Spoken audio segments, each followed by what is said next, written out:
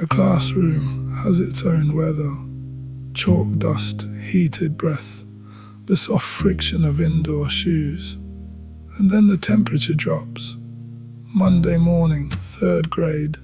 You are the kind of quiet that disappears into a crowd until you carry something alone. Yellow-brown under the right eye, darker over the bridge of your nose. A map of the impact spreading to the left, time settling in layers under your skin.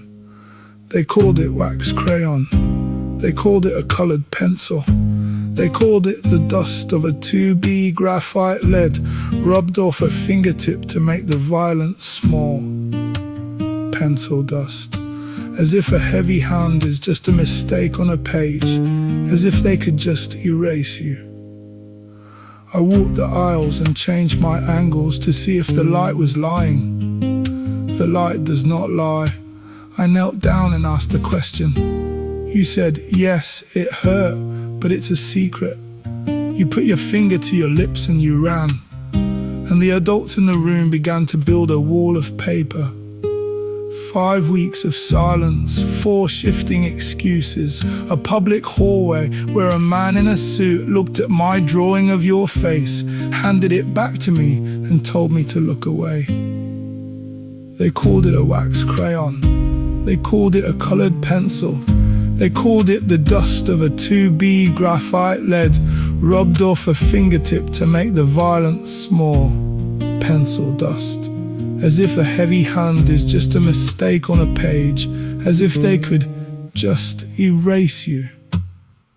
They hammered the nail down. I traded the classroom for the recycling yard, standing shoulder to shoulder with broken things, sorting plastic from metal, waste from waste. At least the garbage is honest. At least the metal didn't pretend to be soft. Then came the open sky. The flea market, 6 hours of ordinary time, sitting one stall apart. The slow accumulation of presents, no speeches, no police, just space between us.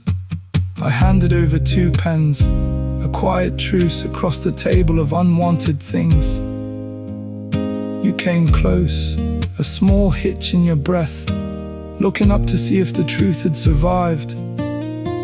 You saw my face, didn't you? Yes, I said. I saw your face. You bowed like an apology, and you ran away again. I could not stop the hand that hit you. I could not force the men in suits to care. But I did not blink. I did not let it be pencil dust.